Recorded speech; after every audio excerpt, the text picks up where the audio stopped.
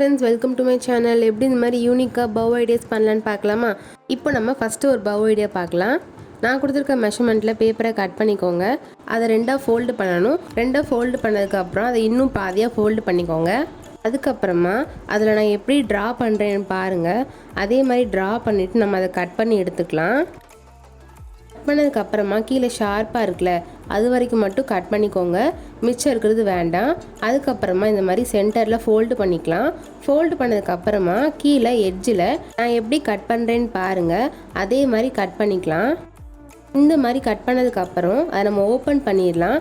Open பண்ணிவிட்டு நம்ம சென்டரில் ஃபோல்டு பண்ணியிருந்தோம்ல, அந்த இடத்துல இந்த மாதிரி ஒரு பக்கம் கீழேயும் இன்னொரு பக்கம் மேலேயும் நம்ம கட் பண்ணி எடுத்துக்கலாம். கட் பண்ணதுக்கப்புறமா நான் ஜாயின் பண்ணுற மாதிரி ஜாயின் பண்ணிக்கோங்க. அதுக்கப்புறமா சென்டரில் இந்த மாதிரி ஓப்பன் பண்ணிவிட்டு நான் எப்படி வைக்கிறேன்னு பாருங்கள். இந்த மாதிரி வச்சுட்டு நம்ம சென்டரில் கம் அப்ளை பண்ணி நம்ம ஒட்டிக்கலாம். இப்போ நான் காட்டுறேன் பாருங்கள். கம் போட்டு ஒட்டினதுக்கப்புறமா ஒரு குட்டியாக ரெக்டாங்கிள் ஷேப்பில் பேப்பர் வேணும். நான் ஃபஸ்ட்டு இதை கட் பண்ணும்போது கொஞ்சம் மிச்ச பேப்பர் இருந்துச்சுல்ல, அதுலேயே இந்த மாதிரி கட் பண்ணிக்கிறேன். கட் பண்ணதுக்கப்புறமா இதை சென்டரில் வச்சு கம் போட்டு ஒட்டிக்கலாம். இப்போ நம்ம ஃபஸ்ட்டு பவ் பண்ணிட்டோம். இப்போ செகண்ட் பவ் பண்ணலாமா? ஒரு பேப்பரை சர்க்கிள் ஷேப்பாக கட் பண்ணி எடுத்துக்கோங்க. எடுத்துகிட்டு அது இந்த மாதிரி மூணாக நம்ம ஃபோல்டு பண்ணிடலாம். மூணாக ஃபோல்டு பண்ணதுக்கப்புறம் அதை ஓப்பன் பண்ணிவிட்டு அந்த ஃபோல்டு பண்ண தடை இருக்குல்ல, அதில் இந்த மாதிரி ஜிக்ஸாக்காக ஃபோல்டு பண்ணிக்கலாம். ஜிக்ஸாக்காக ஃபோல்டு பண்ணதுக்கப்புறம் சென்டரில் இந்த மாதிரி ப்ரெஸ் பண்ணி மடக்கிக்கோங்க. மடக்கினதுக்கப்புறமா சென்டரில் நம்ம ரெக்டாங்கிள் ஷேப்பில் ஒரு பேப்பர் கட் பண்ணி இந்த மாதிரி கம் போட்டு ஒட்டிடலாம். இந்த மாதிரி ஒட்டினதுக்கப்புறமா சைடில் இந்த மாதிரி விரிச்சு விட்ருங்க. நான் காட்டுறேன் பாருங்கள். இந்த மாதிரி விரிச்சு விட்டதுக்கப்புறமா நமக்கு செகண்ட் பவ் ரெடி ஆயிரும். சென்டரில் நீங்கள் பீட்ஸ் இல்லைனா ஸ்டோன் கூட ஒட்டிக்கலாம். நான் கடைசி உங்களுக்கு காட்டுறேன். அடுத்து நம்ம தேர்ட் பவ் எப்படி பண்ணலான்னு பார்க்கலாமா?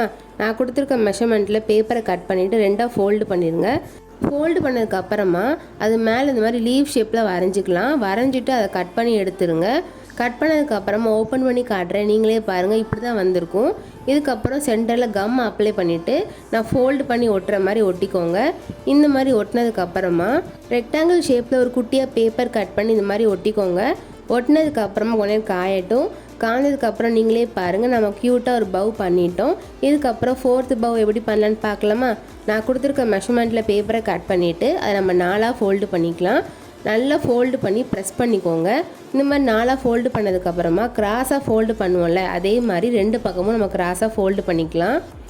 நீங்கள் ஃபோல்டு பண்ணும்போது நல்லா ப்ரெஸ் பண்ணி விட்டுக்கோங்க. அதுக்கப்புறமா நான் எப்படி ஃபோல்டு பண்ணுறேன்னு பாருங்கள். இந்த மாதிரி ஃபோல்டு பண்ணிவிட்டு மேலே எட்ஜில் நான் ஃபோல்டு பண்ணுற மாதிரி குட்டியாக மடித்து விட்டுக்கோங்க.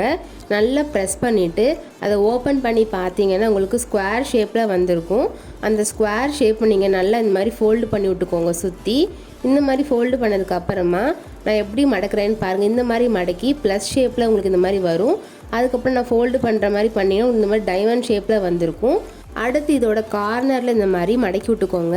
இதே மாதிரி நம்ம அந்த சைடு ஃபோல்டு பண்ணிக்கலாம். ஃபோல்டு பண்ணதுக்கப்புறம் அதை அப்படியே திருப்புங்க. திருப்பிட்டு இப்போ நம்ம ஃப்ரண்ட்டில் ஃபோல்டு பண்ணோம்ல, அதே மாதிரி இந்த சைடும் அந்த சைடு நம்ம ஃபோல்டு பண்ணிக்கலாம். இந்த மாதிரி ஃபோல்டு பண்ணதுக்கப்புறமா அதை ஓப்பன் பண்ணுங்கள் மெதுவாக. ஓப்பன் பண்ணதுக்கப்புறம் நீங்களே பாருங்கள், பின்னாடி உங்களுக்கு குட்டியாக ஸ்கொயர் மாதிரி வந்திருக்கும். இதுக்கப்புறமா நான் இழுத்து காட்டுறேன், நீங்களே பாருங்கள். சென்டரில் ஒரு லைன் தெரியுதா? அந்த லைனில் இந்த மாதிரி சிசர் வச்சு கட் பண்ணிக்கலாம். நான் அடுத்ததுக்கும் காட்டுறேன் பாருங்கள். சென்டர் லைன் தெரியுதுல்ல, அந்த லைனில் இந்த மாதிரி கட் பண்ணிக்கோங்க. இதே மாதிரி 4 பக்கமும் சுற்றி கட் பண்ணிக்கலாம். இந்த மாதிரி கட் பண்ணதுக்கப்புறமா அதை இப்போ நான் ஃபோல்டு பண்ணுற மாதிரி ஃபோல்டு பண்ணிக்கோங்க.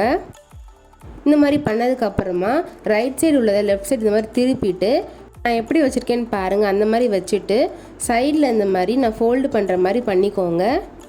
இந்த மாதிரி ஷார்ப்பாக வந்திருக்கும். இதே மாதிரி நம்ம அந்த சைடும் ஃபோல்டு பண்ணிக்கலாம். நீங்கள் ஃபோல்டு பண்ணும்போது நல்லா ப்ரெஸ் பண்ணி விட்டுக்கோங்க. இப்போ நம்ம ஃபோல்டு பண்ணிட்டோம். இப்போது அதை திருப்பி பார்த்தீங்கன்னா உங்களுக்கு முன்னாடி கொஞ்சம் பவ் மாதிரி வந்திருக்கும். இப்போ அதை நம்ம திருப்பிடலாம். திருப்பிட்டு கீழே நான் ஒரு லைன் காட்டுறேன்ல, அந்த லைன் வரைக்கும் சிசரை வச்சு கட் பண்ணிக்கோங்க. இந்த மாதிரி ஃபுல்லாக கட் பண்ணதுக்கப்புறமா நான் மடக்கிற மாதிரி மடக்கிக்கோங்க. கார்னர் அது மாதிரி குட்டியாக மடக்கிட்டு சென்டரில் இந்த மாதிரி பெருசாக மடக்கணும். இதே மாதிரி நம்ம அந்த சைடு ஃபோல்டு பண்ணிடலாம். இந்த மாதிரி ஃபோல்டு பண்ணதுக்கப்புறமா அதை அப்படியே ஃப்ரண்ட்டில் திருப்பிடுங்க. திருப்பிட்டு நல்லா ப்ரெஸ் பண்ணி விட்டுக்கோங்க. கார்னர் எட்ஜஸ் இருக்குல்ல, அது இந்த மாதிரி சென்டரில் ஸ்கொயர் மாதிரி இருக்குல்ல, அதுக்குள்ளே நம்ம கம் அப்ளை பண்ணிட்டு இந்த மாதிரி ஒட்டிடலாம். இதே மாதிரி அந்த சைடும் கார்னரில் கம் அப்ளை பண்ணிவிட்டு அந்த ஸ்கொயருக்குள்ளே ஒட்டிடுங்க. இந்த மாதிரி ஒட்டினதுக்கு அப்புறமா கீழே வந்துடுங்க. கீழே நான் எப்படி கட் பண்ணுறேன்னு பாருங்கள். இதே மாதிரி ஷார்ப்பாக கட் பண்ணிக்கலாம். இந்த மாதிரி அந்த சைடு கட் பண்ணதுக்கு அப்புறமா கடைசி நீங்களே பாருங்கள், நம்ம ஒரு பவ் பண்ணிட்டோம். இந்த வீடியோவில் 4 விதமாக உங்களுக்கு எப்படி பவ் பண்ணலான்னு நான் சொல்லியிருக்கேன். அந்த பிங்க் கலரில் ஒரு பவ் இருக்குல்ல, அந்த பவ் எப்படி பண்ணணும்னு நான் ஆல்ரெடி வீடியோ போட்டிருக்கேன். அதுக்கான லிங்க் நான் டிஸ்கிரிப்ஷனில் கொடுத்துருக்கேன், செக் பண்ணி பாருங்கள். அது ரொம்பவே ஈஸி. இப்போது இந்த 5 பவ் ஐடியாஸில் உங்களுக்கு எந்த ஐடியா பிடிச்சிருக்குன்னு கமெண்ட் பண்ணுங்கள். இதே மாதிரி நான் வேறு கலர்ஸ்லேயும் பண்ணியிருக்கேன், அதையும் பாருங்கள். இதோட சென்டரில் நீங்கள் பீட்ஸ் இல்லைனா ஸ்டோன் கூட ஒட்டிக்கலாம்.